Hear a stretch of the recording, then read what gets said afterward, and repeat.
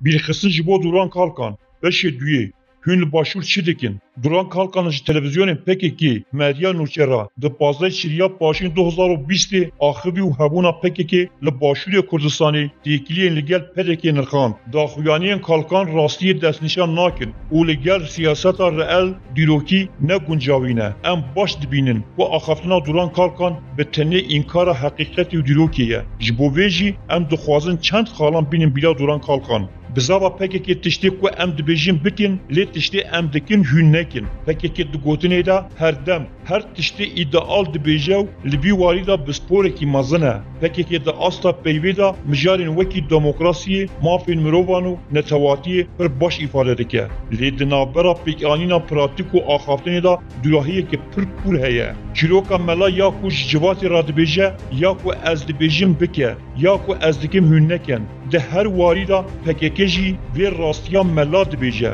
Duran Kalkan di axaftina xwe de diyar dike ku PKK li başûr nemêvane û mafê wan heye û li başûr bimînin. Ew dibin navê netewayetî û berxwedana Kurdan de xwe diveşêrin. Dema mirov ji derve lê mêze dike, ew gotine pir xweş diyar dikin. Wê demê enekesê jî dikare li Rojava xwe rêxistin bike. Pêşmergeyên roj jî dikarin biçin baregehên leşkerî li Qamişlo ava bikin. PDK Îranê û komele jî dikarin biçin li sînorê Îranê û ew deverên bin destê PKK de angû keleşîn û her wiha kampan çê bikin. Baregehên xwe li wê derê daynin. Gelo ma PKK destûrê dide hewlekî wisa bêguman qet û qet nade. Em dikarin tiştekî biçûk bînin bila Duran Kalkan.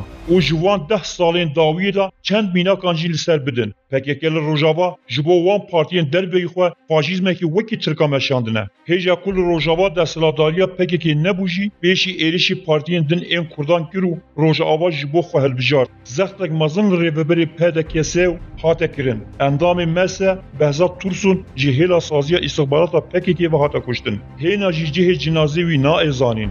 Dema ku PKK li Rojava otoriteyek biçûk bi dest xist, kiryara ewilî qedexekirina ala rengîn bû. Di hevdeyê kanûna 2015 de kesên ku dixwastin roja ala Kurdistanê pîroz bikin, bi ava şit êrîş kirin ser. Wekî ku dewleta Tirkiye êrişî Kurdan dike.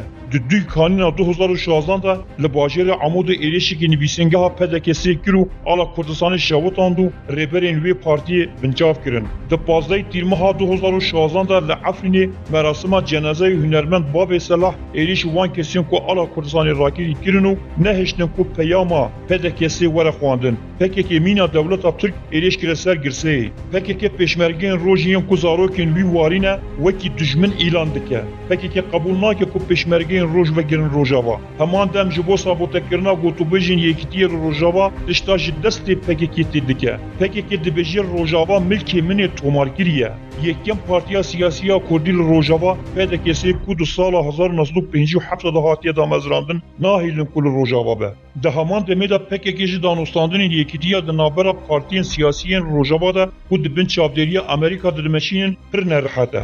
Dema ku axaftinên yekîtiyê di navbera NKS û PYND de tê rojevê çeka herî mezin a PKK me li vê bedel dan. Em nikarin dest ji destkeftên xwe berdin. PKK vê yekê ji bo Şengalê jî dibêje. Lê belêdema dor tê başûr PKK dibêje û başûr cihê hemû Kurdan e. Mafê min jî tê de heye û ez li vir nemêvanim. Mijarekê din a ku divê were bîra Duran Kalkan ew e û çi şolê PKK li başûr heye. PKK gelek hewl dide ku hebûna xwe ya Başûrê Kurdistanê meşrû bike. Ji bo vê yekê bi pirsgirêkekê yekîtiya netewî ve girî dide. Ev dibêje min Rojava rizgar kir. Kes nikare bikeve Rojava. Lê belê ew PKK ku li gulleyek li dijî Sadam neteqandiye heta piştgirî li Sadam kiriye û piştgirî li Sadam wergirtiye niha dibêje başûriya min e. Duran Kalkan di axaftina xwe de wekî ku di nav sînorê hikûmeta Herêmê ya Kurdistanê de tu karekê nake ew nahêlin ew kar bikin.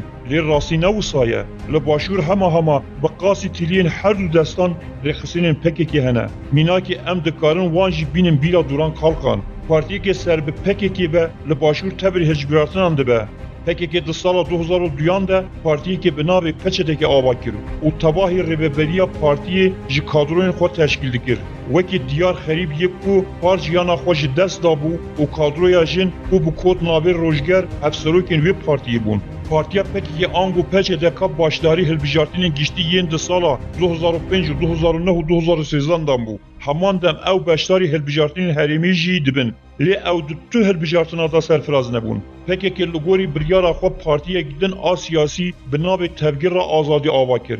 به پارتیه ده هلبجارتنین داویین 2017 دجی به پارتیه که دن را تفاقی بشتاری کر. جبرویکی پیوست دوران کالکان بین بیرا خو قوان لباشوری کردستان رخصتنه که سیاسی هیه. تبگیر را ویا جنان رجاک هیه. دزگه هکی وی چاپمنیه هیا کجه هیلا قادروین و وقتی بری ببرن بنابه روژنوس رخصتنین ویین جوانان هنه بنابه جوانین ولا پاریس تاجه و او جنین تکوشر تاجه سازیه که وی یا چند و هنری جه هیا یکینه که وی یا دیپلوماسیه هیا بنابه وی کنکه هون کارمندین خو ین گریلا تینین ورو وان لور بجی دکن او پاشی هون جوان راند بیجن سیاستمدار کساتین نتوی هون نونارتیا باشور آهادپی وکی ملکی خو بکارتینن کادروین خو تیننو لور بجی دکن او سازین و ین وکی یکیتیان روشنبیران او اکادمیا سیاسی جهنه یا کو دوی دوران کالکان برسوی بده اوه و هاو قاسازی و ریخستن هنه لیدیسا دبیجه دباشورا جهنادن ما پکیکی لباشور کردستان هر جوره چلاکیان دمشینه